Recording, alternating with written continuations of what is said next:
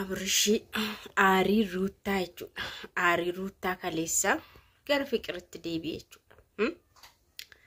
ፍቅር ጃሌ ኮዱሪ የድሮ ፍቅረኛዬ የውስጤ ገረሽት ዴቤ ጀቹudha ዱራኒሲ ሼዱማ ፊዳቻ ትሮ ምትሬ መነት ሩታ kan kakaase kaleessa akka isaaqini gara mana fidu ishetaasiseyu isanni fiqri mana fidedha sanni fiqri mana fidetu sheenisi haalo ba'uudhaafette mana fidee jechuudha. Amma mo kuno aaridhuma jechuudha dura dhiiseera tureedha waanduma dhiiseera bakka dhiifama nan gaafadha hordoftoota si eenyu hunduma biratti dhiifama gaafadheeni bakka gara jireenya keenyaatti deebinaa wanti ta'e hundumtu ta'eera jedhee ture deddeebi'ee yaalee dadhabee amma kuno akkanatti bareedanii ishkololee ishkokkoo haasa'anii dhufaniiti jiru jechuudha gara jaalalaatti sanuu qalabatii bakka nume jechuudha qalabati godhuudha argitaniitu mintire barreeffamicha yeroo dheeraadhaaf wanta abdiidhaan eegamaa ture bakka qalabatiin godhaafi qubeellaan godhaafi bakka irrafaayitu ruutaan sabaa filatte faana akka feete haadeemtu jedhe jechuudha nagaabuusi sila kaleessa garuu inni kan waan sana hundumarraa hafee jechuudha obsa sana hundumaa dhiisee obsa amma sana qabaatee waan ruutaan goote biraa jechuudha namoonni baay'een innis akkasuma manatti fidaa ture isheenis akkas gochuu qabdi jechuun aadee warri jettan jirtu jechuudha normaal warri jettan jirtu jechuudha normaali miti jechuudha Abrishi dubartii waan manatti fidee fi irratti waan fidee fi isheenis dhiira isa irratti fiduun qabdu jechuudha. By the way, ilaalcha dubartiin dhiiraaf qabuu fi ilaalcha dhiirri dubartiidhaaf qabu tokko miti jechuudha. Dhiirri ofiisaa yoo akkana godhellee isheen immoo yoo akkas goote tarkaanfii inni fudhatu balaadha isheen yookaas mana sana dhiistee deemti yookaan aartee warra ishii deemuu dandeessi inni garuu akkasii hin godhu. Inni garuu aaree akkasii hin godhu. Aaree warra biraan deemaa maaliin jedhu shoot godhaa jechuudha. Akka yeroo darbe tokko sinittiin himne ani niitiin jechuudha nagaa sin gaafadheera garuu nagaa waaqayyoon hunduma keessaniif haa baay'atu kabajamtoota hordoftoota akkam jirtu nagaa qabdu miti hin jajjabaattu miti har'a ramadaana guyyaa 10 baga geessanii bakka parsantii 25 hojjettaniitu parsantii 70 sinii hafee 75 sinii hafee bareeda jirtu jechuudha wal bartaniitu jabaadhaa saafettis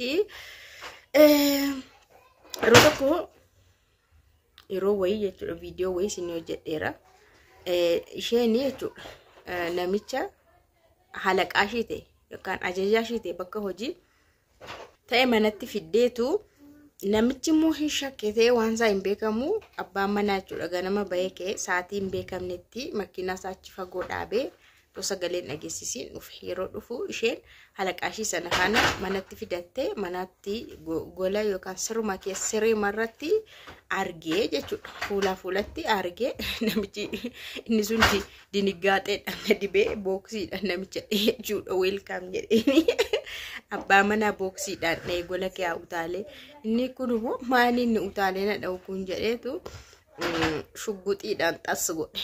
Isheen immoo gaafannaan firadha jettee fira maalinna firaati beekne jettee achi booda maal godha isheenis deemuu barbaaddeena wayne nama ajjeese nama anatu ajjeesise nama anatu fide ajjeesise jettee aarte hin aarte sanni rukutame shugguxiidhaanii booda ati ammayyuu isaa yaadaarta ammas isaa yaadaarta isheetti shat godhe lamaan ishii walfaana jilmaa jechuudha dhiirri karaa akkasii akka dubartoonni mana sana dhiisanii deeman aariidhaan badanfaa miti dhiirri tarkaanfii ajaa'iba fudhata jechuudha dubartii yoo manatti dhiirri dubartii yoo fidatte jechuudha Abrish garuu kaleessa obsa ajaa'ibaa godhate kunoo nagaadhaan bulameera har'ammoo fiqir faana ishkololee haasa'uu fi jechuudha fiqir faana qalabatii walii goona jedhanii jiru yaa rabbi kiyya yeroo darbe immoo fiqir kun eenyu mucaasa sana faana biruukmoo bira maqaan isaa naan galu badaan laalu baraanii sirriitti kan laalu iddoo Abrishii Ruutaa jiran bicha sirriitti ilaala. Iddoo kan badaa miti xinno mallaala maqaa isaanii illee qabadhuna isa faana yeroo darbe waan tokko jettee turte jechuudha. Kana boodaan akka firaa akka obboleessa akka maaliitoo hin taane akkam fedheedha akka jaalallis akka maalis jedhanii ture jechuudha. Sun hundummoo hafee amma immoo fiqir as deebitee Abrish wajjiniin qubeellaa godhachuuf jechuudha. Qubeellaa godhachuuf jechuudha. Na maal jettu isiniin garuu maaltu isinitti dhaga'amaa jira waa'ee jara kana? Maaltu isinitti dhaga'amaa jira? Maal ilaalaa jirtu isin irraa? Ani nan tazabararraqeen isiniin jedha. Baay'ee zibriqriq jedheetiin jira jireenyi ko. Inni kan biraammoo kan isinitti himu jechuudha. Joon Daani'eelin beektu. Joon Daani'eel yeroo jedhamu maal yaadattu? Joon Daani'eel Anwardam yikaskas kan jedhu jecha inni kana yaadatani Joon Daani'eelin yeroo jedhamu Anwardam yikaskas. Inna yeroo darbee jechuudha ijoolleen kuni shakkamtoota jedhamanii akka to'ataman baay'een keessan yaadattu. Pileenii keessatti xiyyaara keessatti hin buunuu deemuu qabna.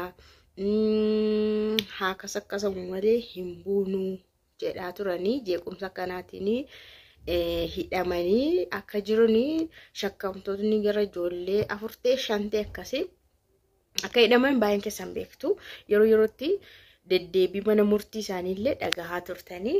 Egaa ammoo wanti dhufe maalidha? Isaan keessaa tokko shakkamtuun ishiin tokko ulfadha jedhaniiti jiru. Isheenis naayoo jechuun immoo jaalallee sakadaa jechuudha. Jaalallee Joon Daani'eel jechuudha. Hiriyaasaa jechuudha. Amma yeroon dahumsa ishii gaheetii jira. Kanaafuu mirga wabii kennamee fi baatee haadeessuu kan jedhu dhiyeeffamee jiradhani. Namni immoo maayadha seetan Joon Daani'eel baga gammadde ani immoo kana dhibu maqaan mucaa sanaa maal jedhama dhee warri rakkatu faa jira. Amma mucaan dhalatu kun maal jedhama? Taassaree Joon Daani'eel jedhama moo?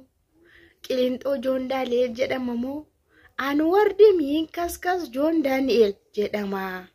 Mucaan suni maqaan saafaati akkanatti rakkisaa jira jechuudha biyya. Inna Joon Daani'eel akkanatti hiriyaansaa jaalalleensaa dahuu geesseetti jedhanii egaa bakka hindeessi ma gochuu hin danda'amu.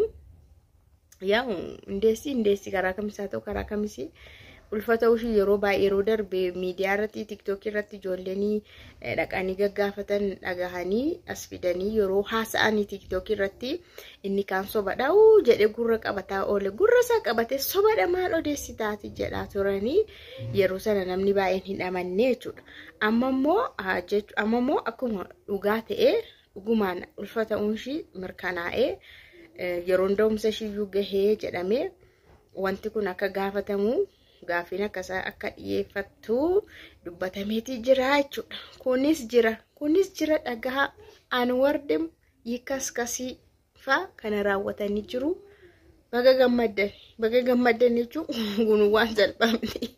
Mucaa argachuuf jiru jarri bareeda garuu laal achi keessa ta'anis mucaa argachuun jira.